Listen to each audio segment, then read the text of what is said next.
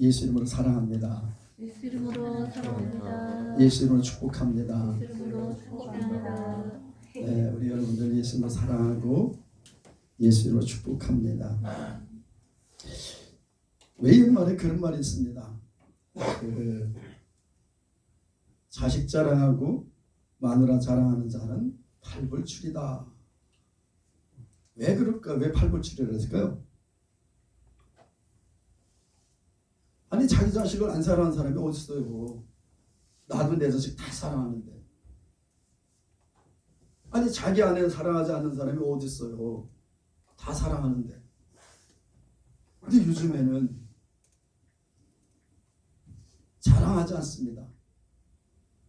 그의 약점 그리고 연약함 이런 것을 들어서 비판하고 판단하고 정말 사랑해서 결혼했는데 더 헤어지기 싫어서 결혼하는 거잖아요. 사랑해서 결혼했는데 결혼해 보니 내가 알던 그 사람이 아니라는 거예요. 그래서 온통 비판하고 정죄하고 그런 말미암아서 둘이 서로 싸우고 그런 이 시대를 이렇게 봅니다. 여러분 가장 상처 주는 게 뭐예요? 상대방을 멸시하는 겁니다. 무시하는 거죠. 멸시하고 무시하는 겁니다. 어제 저희가 강원도를 갔다 왔어요. 아버님 생신이 다음 주인데 평일을 해서 주말에 한번 모이자 그래서 어제 강원도 부모님을 찾아뵙고 왔습니다. 강원도를 갔는데 놀라운 일이 있었어요. 무슨 일이 있었냐면 그 마을 입구서부터 이렇게 쭉 들어가는데 플래카드가 이렇게 현수막이 딱 붙어 있습니다. 이렇게 현수막이 뭐라고 붙어 있었을까요? 거기에 이렇게 써 있었어요. 허나마 신옥순의 큰 며느리 김동훈님 훈장을 축하드립니다.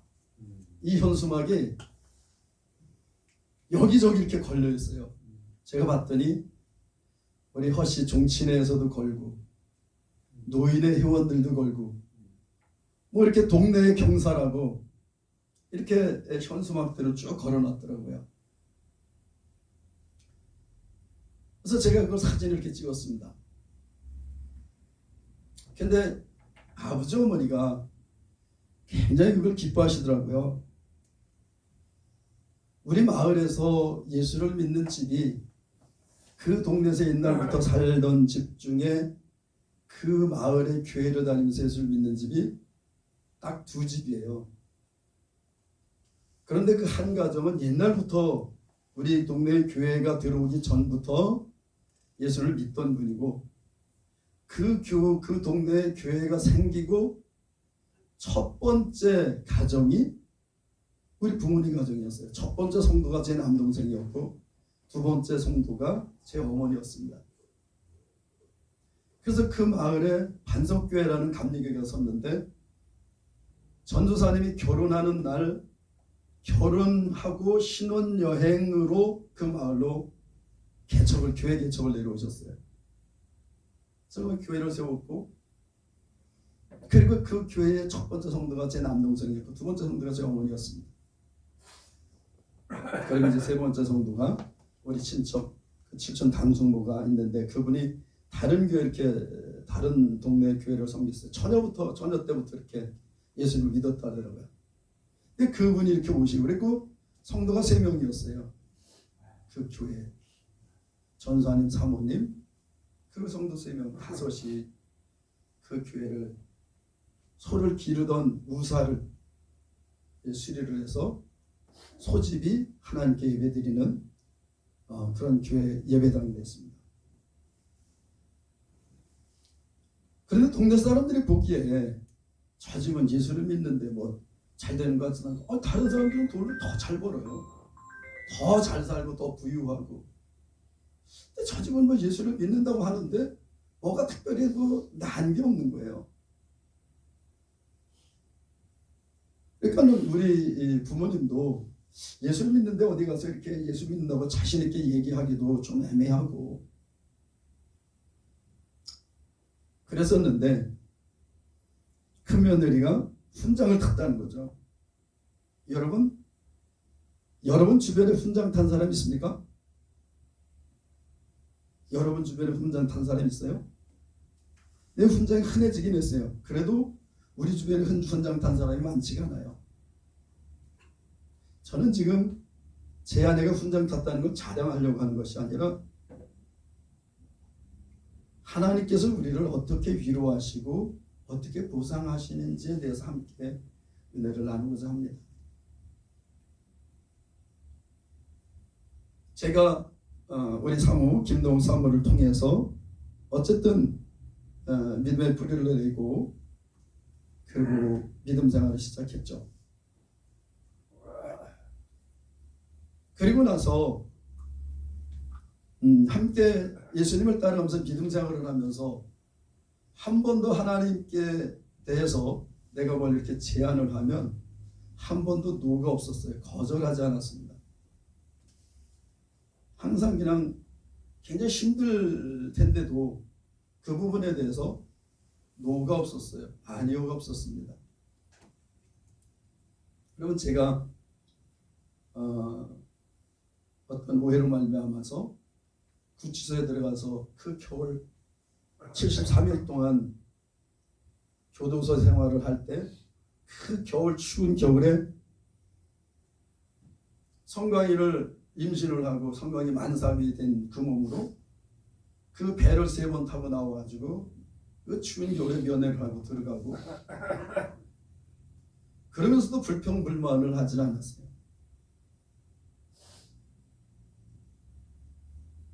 제가 그리고 직장을 그만두고 나온다고 할 때도 그만둔다고 할 때도 한 번도 뭐라고 얘기를 하지 않았어요. 반대를 하거나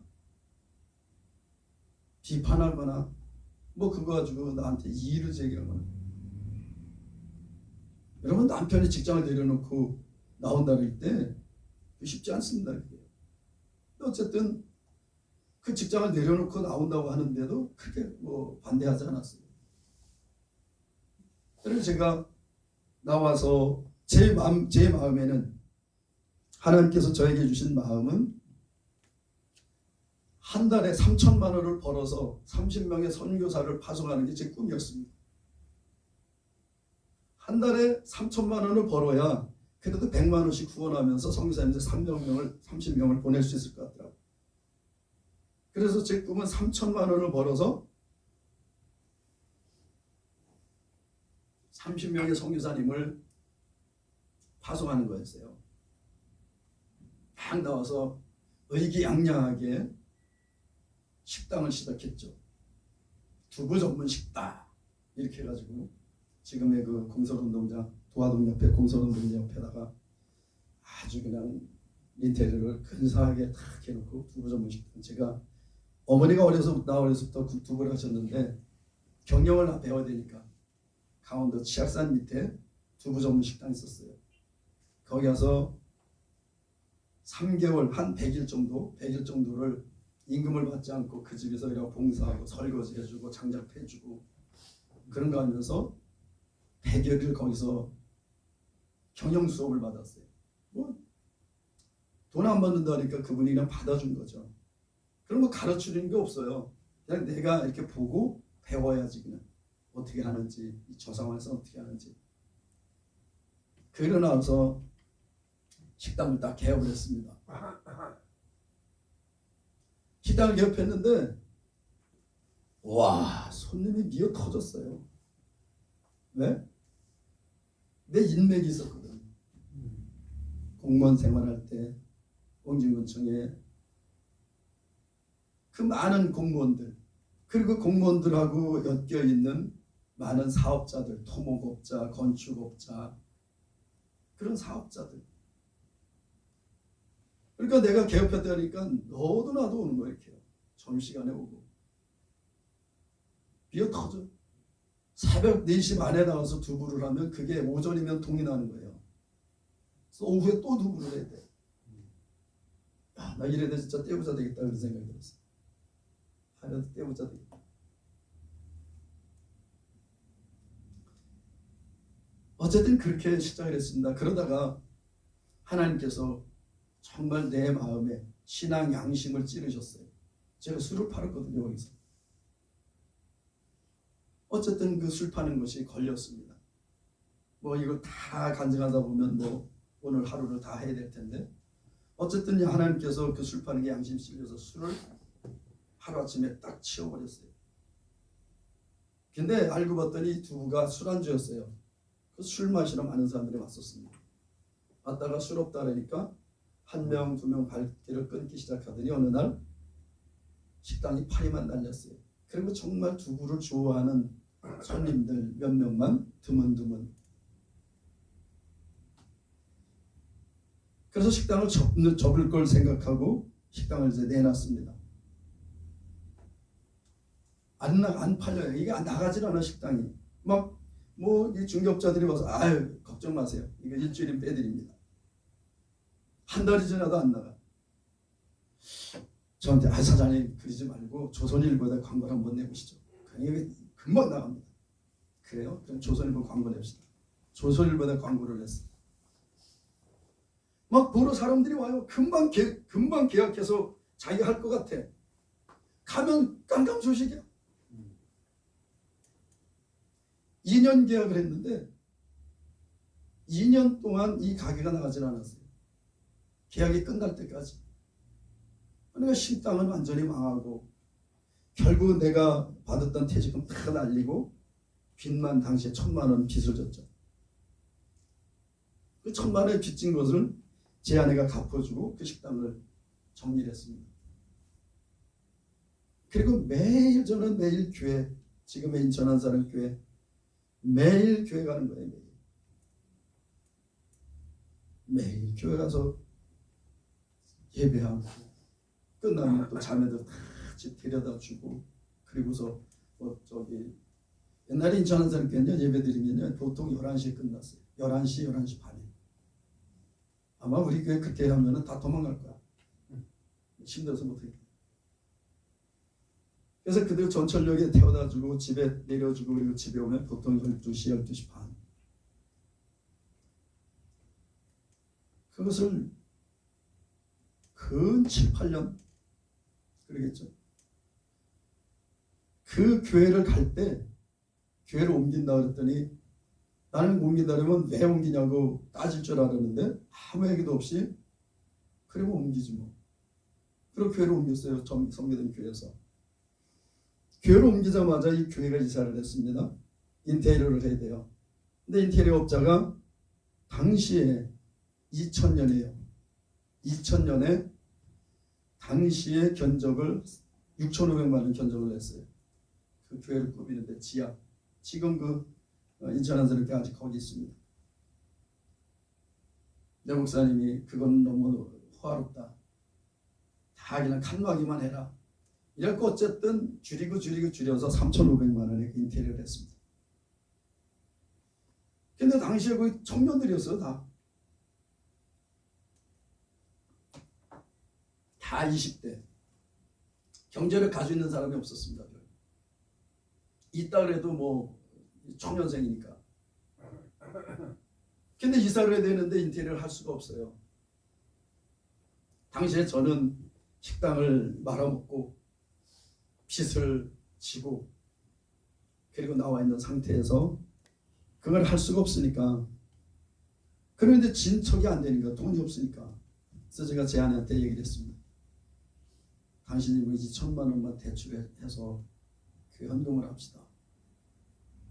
그 당시에 2,000만 원을 대출해서 헌금 했더니 아무 소리 안 하고 가서 2,000만 원 대출을 받아왔어요. 그래서 2,000만 원을 가지고 시작을 했습니다. 인천 한사람께 실내 인테리어.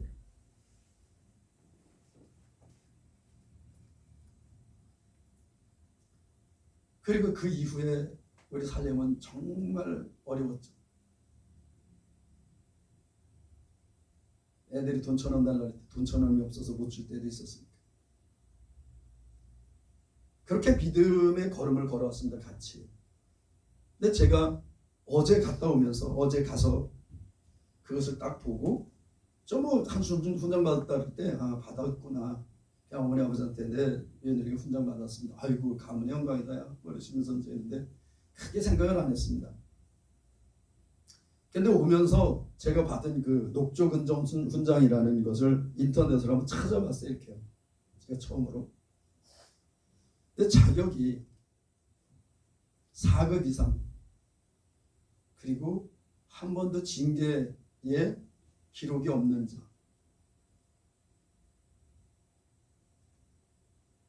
어쨌든 제가 생각했는데 보니까 40년 공직생활을 했어요. 40년 공직생활을 했는데 40년 동안에 징계가 한 번도 없었어. 그러나 꾸준히 그 일을 한 거예요. 그것도 남편, 직접 없는 남편 뒷바라지하면서. 그걸 이렇게 생각하면서 오는데 그런 생각이 들었습니다. 하나님께서 위로하셨구나. 그게 은혜가 됐어요. 오늘 아침에도 이렇게 나와서 앉아있는데 그게 은혜가 되더라고요.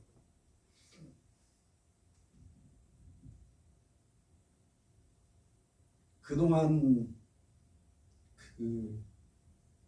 누구와도 말할 수 없었던 그리고 누구도 원망할 수 없었던 그렇다고 남편에 대해서 뭐 원망할 수도 없고 혼자 사귀면서 가정경제를 책임지고 지금까지 왔던 그것을 하나님께서 보상하시는구나.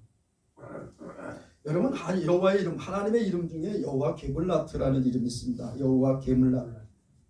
그게 무슨 뜻이냐면 보상하시는 하나님이세요.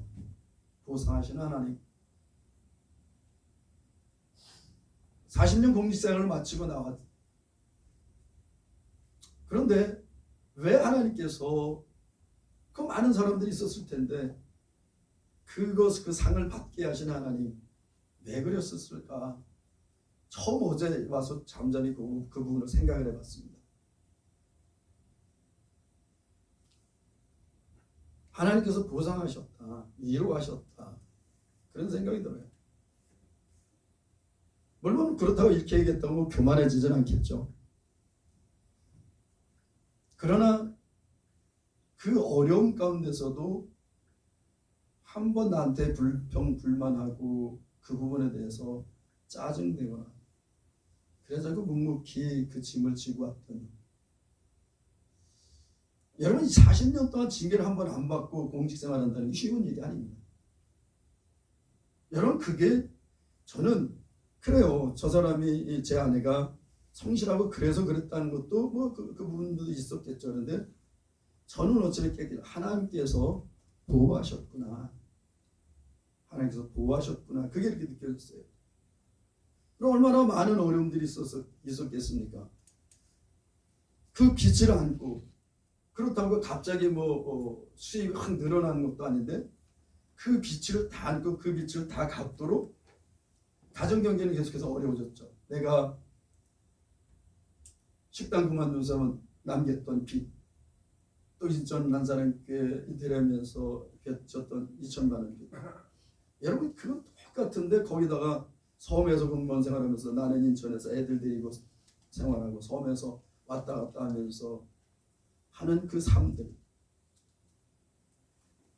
하나님께서 위로하셨구나. 하나님께서 보상하셨구나. 그래 우리는 생각하면 하나님 물질 확 많게 해서 편하게 살게 막 이렇게 해줄 수도 있지만 하나님 우리를 너무나 잘 아세요. 잘 아십니다. 그래서 하나님은 때로는 우리가 생각지 못한 방법으로 우리를 위로하시고 우리에게 보상하십니다. 오늘 우리가 읽은 고린도후서 말씀 찬송하리로다. 그는 우리 주 예수 그리스도의 하나님이시요 자비의 아버지시요 모든 위로의 하나님이시며 그랬어요. 하나님은 위로하시는 하나님이세요. 하나님은 우리에게 짐을 얹어주고 넌 이거 해라 이거 해라 이거 해라 일 시키는 그런 하나님이 아니라 하나님 우리를 위로하세요. 처음에 우리가 주님께 나가면 갖은 짐, 죄의 짐, 그리고 내가 지금 살아왔던 모든 환난과 고난들을, 그 역경들을 가지고 주님께 나가잖아요. 하나님은 우리 주 예수 그리스도의 하나님이세요. 그러면서 우리 아버지십니다. 그런데 자비의 아버지세요. 우린 많은 부분 자비 그러면 부처님 대자 대비, 그런데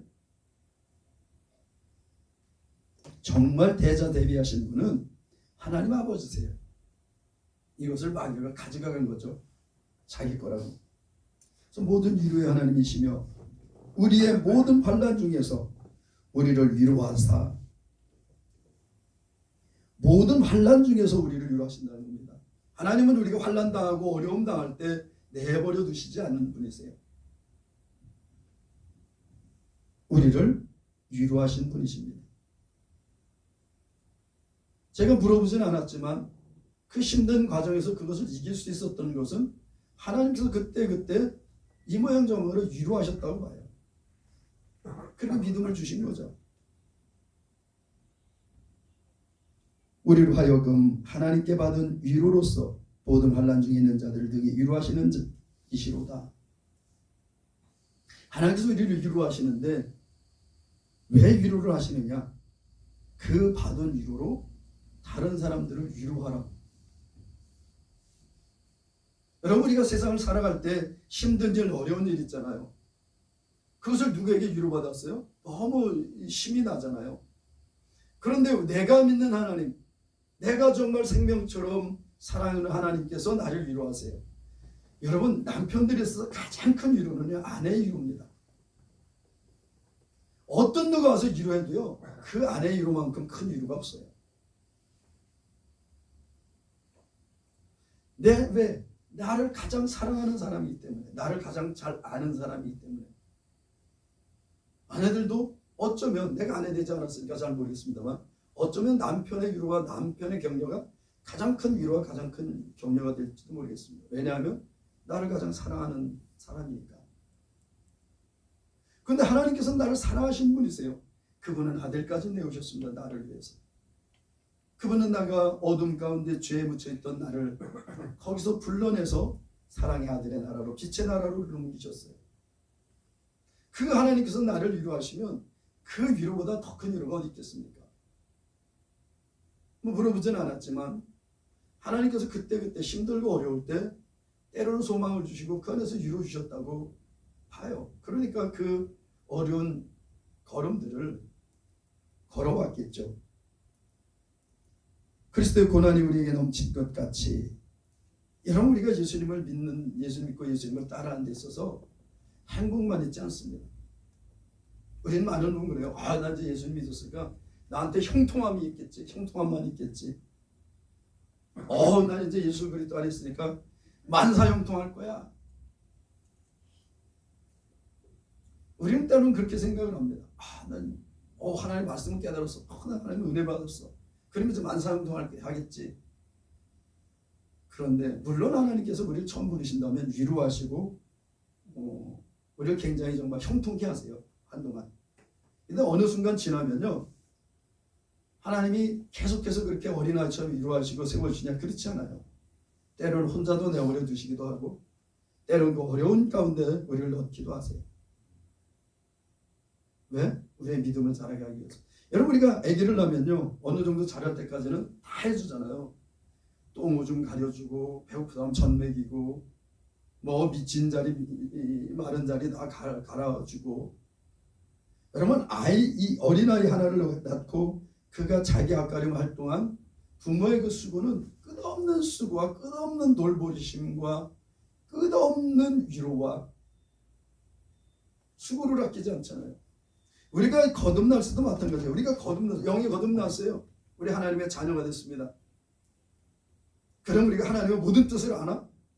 처음에는 다 아는 것 같죠. 나 하나님의 사랑 이제 받았어. 하나님 누군지 알아. 여러분, 제가 말씀드렸죠.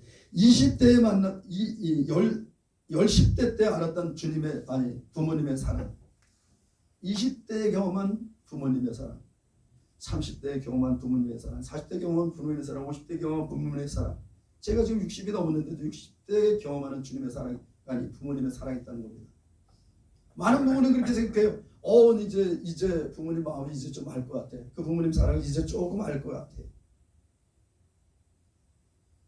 그런데 30대를 돼보면 그때 알았던 게 다가 아니구나. 이제 자녀를 낳고 내가 자녀를 양육하다 보면 그때 내가 알았던 부모님 사랑 그게 다가 아니었구나. 이제야 부모님 사랑을 알 것 같아. 40대가 딱 돼 보니까 이게 부모님의 사랑이야. 이게 아버지의 사랑이야.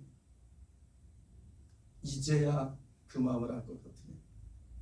50대가 딱 되니까 40대에 알았던 거는 그건 정말 어리석은 어린아 같은 깨달음이었구나. 부모님의 사랑.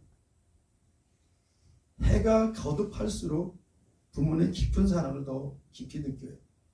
내가 알았던 것보다 더 큰. 여러분, 우리가 하나님의 사랑, 내가 하나님의 사랑을 이제 알아. 나 하나님의 사랑을 경험했어. 하나님이 나를 어떻게 사랑하는지 알 것 같아. 그러죠? 어느 정도 시간이 지나면 그때 알았던 하나님의 사랑은 정말 내가 어린아이 수준이었구나. 그러다 나중에 점점 자라다 보면 어떻게 돼요? 하나님 아버지의 마음을 압니다. 하나님께서 왜 그 아들을 보내셨는지.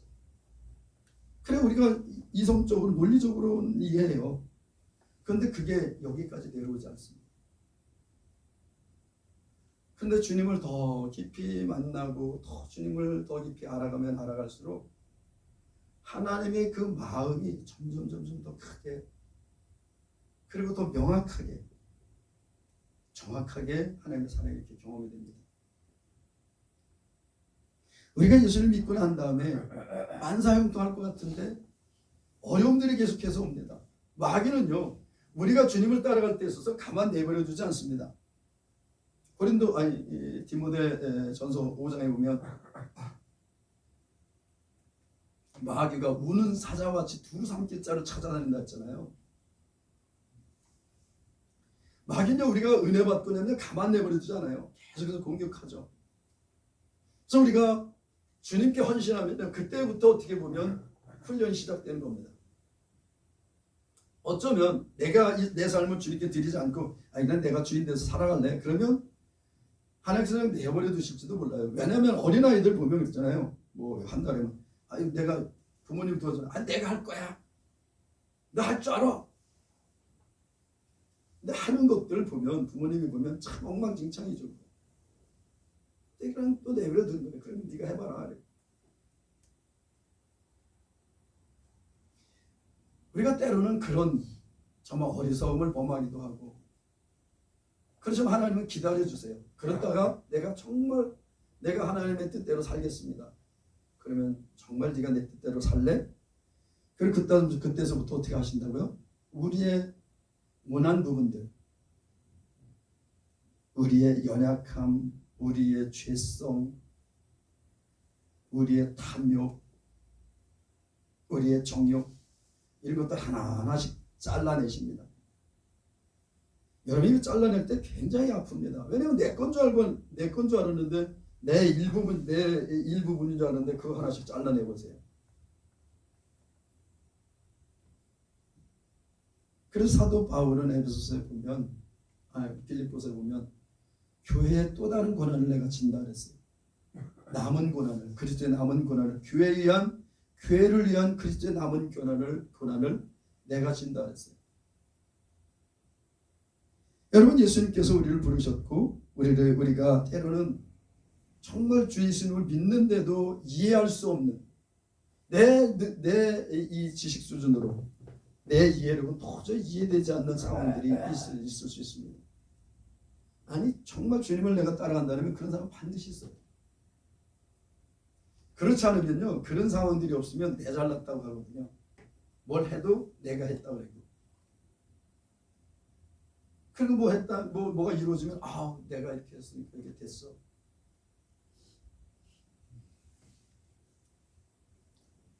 그런데 하나님의 은혜예요. 그게 다 우리가 내가 부인되어지지 않고 했던 모든 것들은 내 자랑이고 하나님께서 우리에게 주신 것들은 주님의 영광이에요. 주님의 영광입니다. 내가 시작할 때 우리 사모가 훈장을 받았다. 사모를 자랑하려는 것이 아니라 주님의 영광에 주님께서 보상하시는 하나님, 그의 신실하심, 위로하시는 하나님, 그의 위로의 하나님, 그 위로. 그게 감격스럽다는 겁니다. 그게. 우리는 연약하고 우리는 부족하지만 그럴 때 고난이 우리에게 넘친 것 같이 고난이요 넘쳤어요. 내가 감당하기 어려울 정도의 고난이 왔어요. 그때 우리의 위로도 그리스도로 말미암아 넘치는 듯. 고난이 우리에게 오면 그 고난이 온 만큼 하나님은 그걸 상쇄할 수 있는 위로를 우리에게 주신다는 겁니다. 그래서 하나님은 좋으신 하나님이세요. 그래서 하나님은 선하신 하나님이십니다. 그분은 언제나 선하시고 그분은 언제나 의로우세요. 하나님이 하시는 모든 일은 선하시고 옳습니다. 우리가 환난 받는 것도 너희의 위로와 구원을 위함이요. 그런데 우리가 환난 받았어? 그 환난 받았는데 하나님께서 왜 나에게 환난을 허락하셨느냐? 그 환난에 있는 자들을 위로하고 세워주게 하시려고. 여러분들이 살아가는 데서 가장 지금 힘든 일이 있습니까? 정말 내가 어려운 일이 있어요?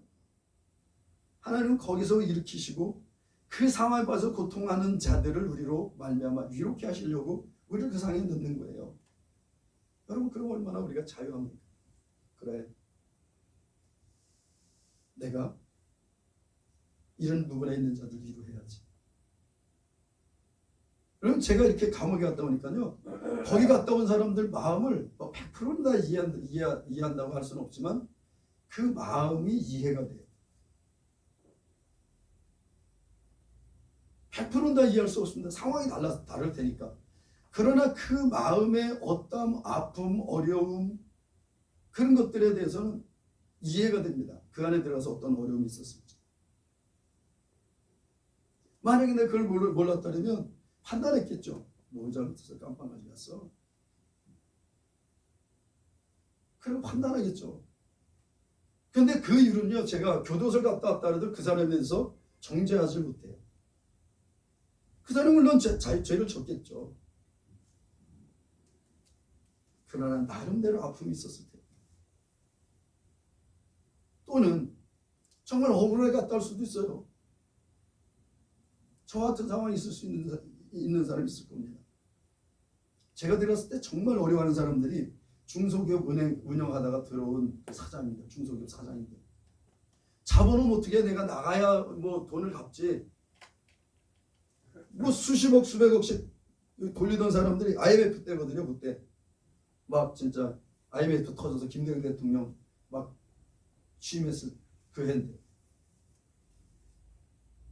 그 많은 돈을 굴리던 사람들이 1억 2억 이것 때문에 부도난 거예요. 내가 나가야지 이걸 어떻게 해서 해결하지, 여기다 가둬두고 있으면 어떻게 해결하느냐.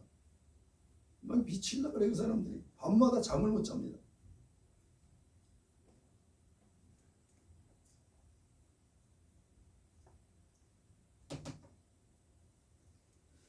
길어지는. 제가 그 어떤 여기 살던 아파트에 어떤 경비 아저씨 언제가 얘기했잖아요. 그 경비 아저씨 제가 보기엔 뭔지 모르지만 감옥 갔다 온 사람인 것 같아요. 내가 그랬어요. 감옥에 있는 사람들이 다 우리보다 더 악하고 더 폐역하고 더 더럽고 그런 사람들일 것 같습니까? 그건 아니겠죠. 그렇지 않습니다. 어쩌면 그 안에 있는 사람보다 이 세상에 돌아다니는 사람들이 더 악하고 더 폐역하고 더러울 수도 모릅니다. 들키지 않았을 뿐이지. 더 폐역한 인간들이 밖에서 돌아다닐지도 모릅니다. 그 안에 있다고 더 악한 자들이가 이야기할 수 없습니다. 그랬더니 그분이랑 갑자기 그럼요 이러면서, 그리고 보험을 줬더니 그분이 그냥 그 자리에서 영접을 하고 구원을 받았습니다. 왜? 영혼들을 살리기 위해서 우리에게 환난도 주시고 어려움도 주시고 한다는 겁니다. 9절에 우리가 마음에 사형 선고를 받은 줄 알았으니 이는 우리로 자기를 의뢰하지 말고 오직 죽은 자를 다시 살리시는 하나님을 의뢰하게 하십니다. 내가 이 상황이 죽은 것 같아. 이젠 더 나는 소망이 없다. 이런 상황까지 이르렀어요. 왜 그랬느냐? 내 능력이 한계, 나의 연약함을 보게 하기 위해서. 난 할 수 있을 것 같았어요. 그런데 그것으로 말미암아 내가 처절한 고통 가운데 들어갔어. 처절한 환난 가운데 들어갔어. 나로서는 해결할 수 없어. 그때 그 해결할 수 있는 분이 누구신지. 우리가 나 예수 믿고 죽었는데 죽는 것도 두렵고 고통스럽잖아요. 그런데 우리가 부활의 소망이 없다면 죽는 게 얼마나 두렵겠습니까? 다시 산다는 게 없다면. 근데 우리는 죽어도 살아요. 잠잔다 그랬어요, 우리를. 그 일을 행하시는 하나님을 의뢰하고 그분을 의지하게 하기 위해서 우리에게 때로는 그 불구덩이 속에 같은 그 어려운 환난 가운데 우리를 때로는 넣기도 하신다는 겁니다. 그래야 나를 자랑하지 않고 나를 가지 않을 테니까. 여러분, 하나님은 1대1의 하나님이십니다. 나의 하나님이 우리 아들의 하나님 되지 않아요. 우리 아들이 믿어야 그분이 그 아들의 하나님이십니다. 그래서 아브라함의 하나님, 이삭의 하나님, 야곱의 하나님인 거예요. 아브라함은 당연히 이삭의 하나님, 야곱의 하나님이지 않습니다. 하나님은 개인과 개인의 관계예요. 우리 부모님이 예수님 잘 믿는다고 내가 뭐 저절로 천국 가나요? 아닙니다. 내가 믿어야 돼. 하나님과 나는 1대1 관계입니다. 그래서 하나님께서 나를 여기서 건지시는 분을 우리가 알게 하시기 위해서 하나님이 우리를 때로는 어려움 가운데 넣어두신다는 거예요. 우리가 해결할 수 없는 그 상황이. 그래야 하나님께서 온전히 영광 받으시니까. 난 이 정도는 할 수 있어. 내버려 두신다. 그래 네가 해봐라. 두 손 들고 주님, 정말 저는 할 수 없습니다. 도와주세요. 그럼 그때부터 일하기 시작하십니다.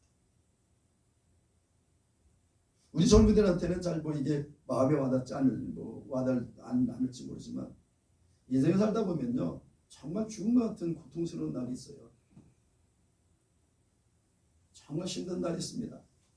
사실 그런 상황이 있을 수도 있고, 제가 코로나에 걸려서 병원에 들었을 때 그런 상황이었잖아요. 밤마다 죽었다 살아나요. 진짜 호흡을 할 수 없어서 죽었다가 또 막 뛰들이고 막 그러면 깨어나고.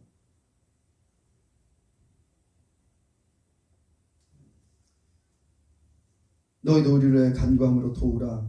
이는 우리가 많은 사람의 기도로 얻은 은사를 인하여 많은 사람도 우리를 위하여 감사하게 하는 많은 사람의 도움으로 말미암아서, 그리고 그 기도로 말미암아서 나도 이런 것들을 이겼다는 겁니다.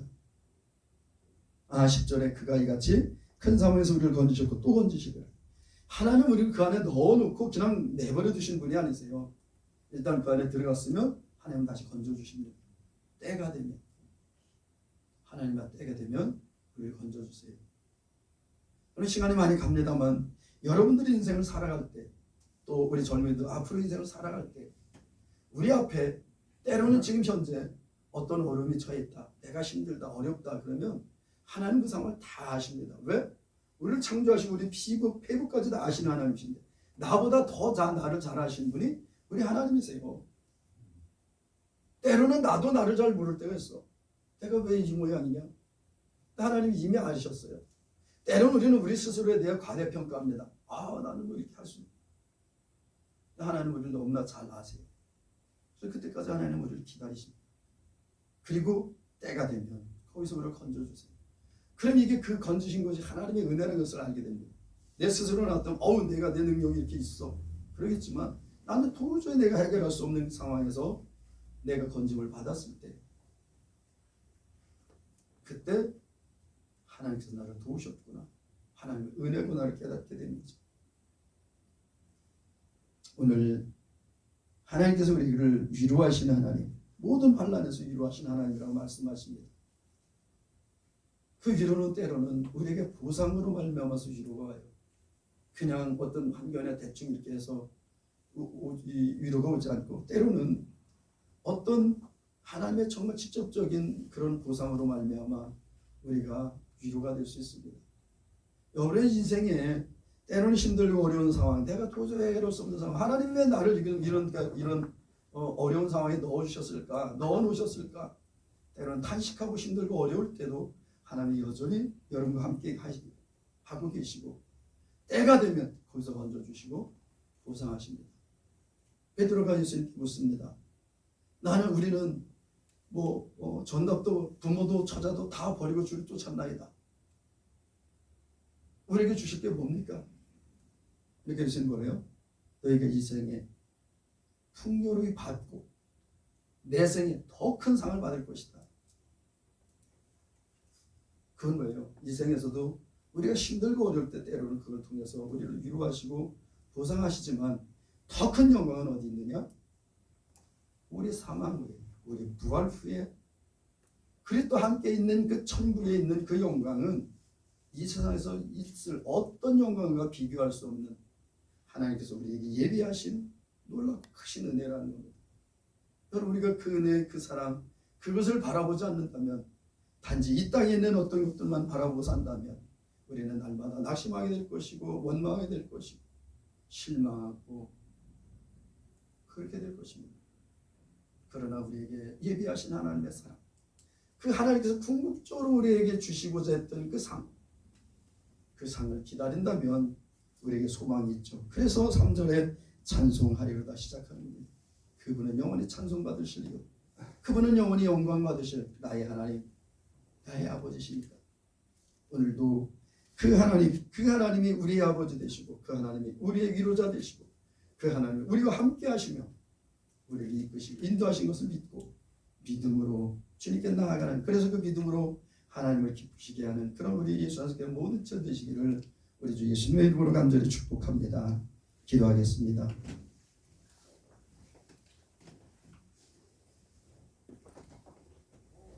사랑의 하나님 아버지, 감사합니다. 연약한 우리들